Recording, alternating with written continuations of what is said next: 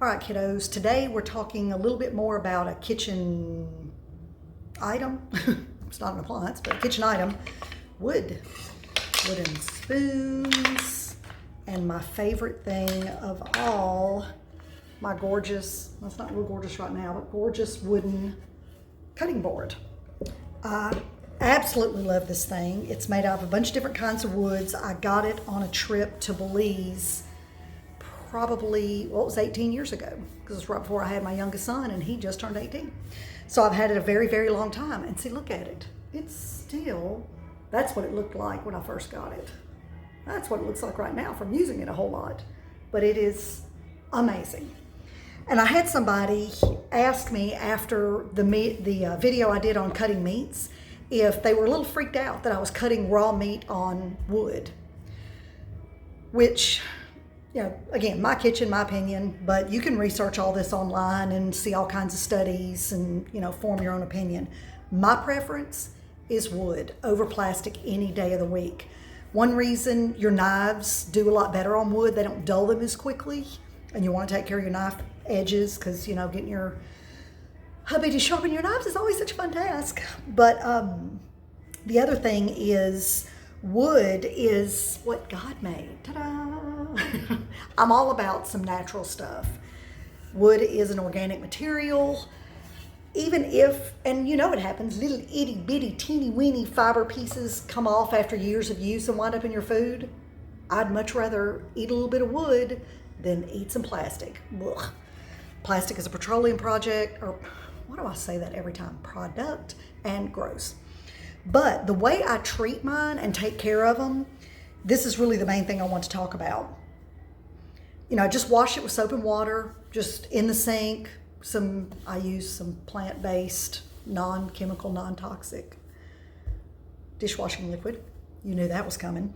And just warm water, and then let it dry really, really well. And the way I treat and take care of my wood is with coconut oil. This is another thing that I am the biggest nerdy poster child for using coconut oil. I literally buy a 5-gallon pail from Healthy Traditions. I get it online and it's shipped in. I keep it in my pantry. I use it on all kinds of stuff. I don't cook a tremendous amount with it because I don't bake much at home. We bake at the restaurant, but I don't really bake much here. It's just not my favorite thing to do. And I don't cook too much with it unless I'm making like a Thai dish or, you know, certain ethnic cuisines call for coconut oil, because I don't like that coconut flavor in my savory food. But I use it for everything else. I put a tablespoon of it in my coffee every morning. I'll talk about that later. We blend up a special coffee every morning, and oh my gosh, it's so good. But I use it, I make soap with it. It's my moisturizer. I make a skin scrub with it. It's my sunscreen / sun tanning oil. I use it for everything because it is another one of God's perfect creations. It's so amazing. It's so creamy, and ooh, look at that. It's just, oh, I love it. But let me flip this down, and then I'm not sure how I'm going to get it flipped back up because my hands are going to be ultra nasty, but we'll figure that out later. Whoops. Okay, good golly, that was a lot harder than it should have been. But anywho, so here's my cutting board, and I've put a little bit of coconut oil on it. But that's all I do. This is how I take care of my cutting board. I don't know, whenever I think about it, probably 2 or 3 times a year. I don't even do it that much. Maybe I ought to do it more, but it's just what I've always done. I do this. I just slather it down with oil. Coconut oil is antibacterial, antimicrobial, antifungal, so it really helps take care of preventing anything gnarly from hanging out. Wood is naturally, I don't know, antibacterial is probably not the right technical term or scientific term, but it naturally absorbs and destroys bacteria. Oh, see, isn't that funny? God just created things that way. He's so awesome. See if your plastic out of your petroleum industry is going to do that. Probably not so much. But I just cover it. I hope y'all can see this in the video. But I cover it really, really good. Not thick, but just make sure everything is covered. And then I'll just set this off to the side. and let it sit overnight. One thing you want to make sure before you do this is that your wood is super, super, super dry. You don't want it to have any water in it, so just let it, do it a couple days after you've let it dry out after cleaning it. So I'll just set it to the side, and it will absorb so much of this oil, and it just kind of moisturizes and takes care of the wood and will make this thing last and last and last and last. So I'm gonna set this off to the side and show you, these are some of my wooden spoons, and I do the same thing with them. Look at that, isn't that beautiful? This is a set of what's called poison wood. That's encouraging to use with food, isn't it? But I do the same thing with these. I got these in Belize as well. So awesome. And I just cover them real good. Sorry, I'm doing this out of the shot of the camera.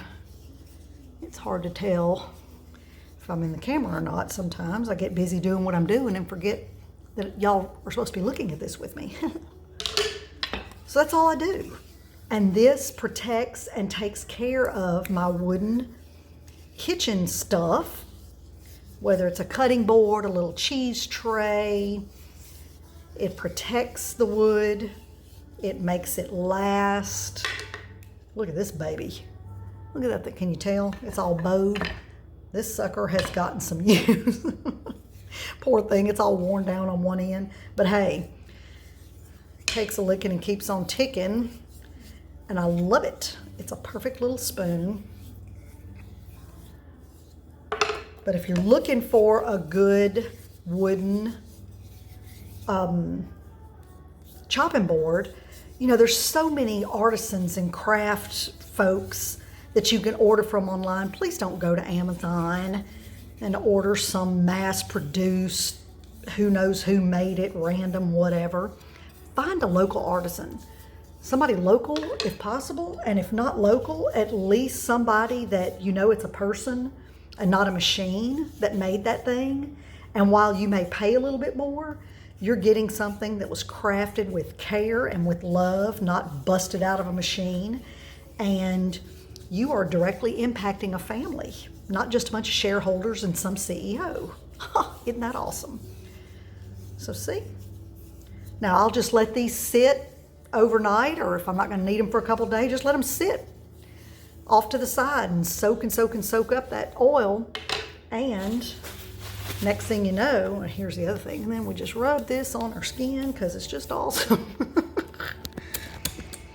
Oh my gosh, but it just makes, it's awesome. I love coconut oil. Like I said, I use it for everything.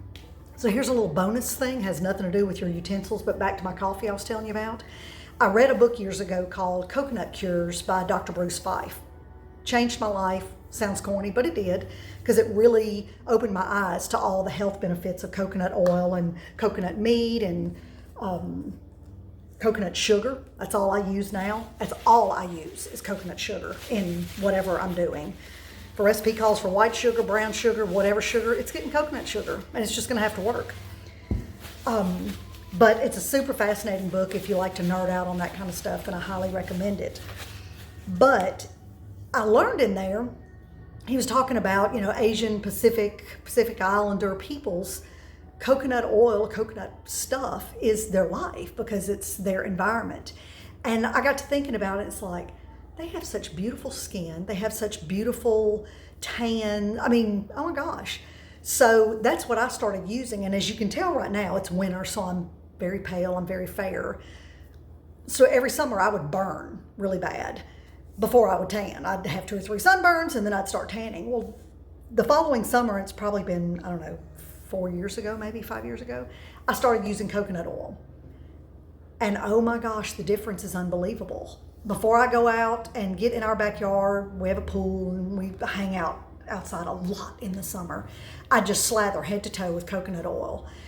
And the first couple times I was out after I'm so fair, I'd have to be a little careful, but I would get the deepest, darkest, richest brown tan. I wouldn't burn. My skin doesn't look all gnarly like it does using all kinds of toxic chemical garbage. So I'm just super, super nerdy poster child for coconut oil. But our coffee that we make every day, because coconut oil is full of medium chain fatty acids, full of lauric acid, it metabolizes really quickly and it gives you an immediate burst of energy. It goes straight to your liver, straight into energy, which is super fascinating. Also helps your body metabolize nutrients really quick. We started making, I drink an organic mushroom infused coffee and with some filtered water. And I use a little bit of coconut sugar in it. That's what I've always done. So I thought, hey, I'm gonna throw a little coconut oil in there. We do a little butter as well, you know, kind of like the bulletproof technique or whatever. A little splash of vanilla, a little shake of cinnamon, and some collagen. And blend that up in our Ninja. Oh my word, you will never step foot in one of those commercial, nasty coffee places again and pay $6 for a coffee, which I used to do years ago like a fiend. Blend that up every day. It's so warming and tasty and nutritious. What a novel concept. Have nutritious coffee. So anyway, that has nothing to do with the topic that I covered, but I just thought, you know, throw that in there and try that coffee sometime. It's so dang good. So that's it. Just wanted to answer that question for one of my little cooking peeps about how I take care of my wooden stuff and why using wood to cut meat doesn't bother me. Because wood is so much better than plastic for all kinds of reasons, like I mentioned.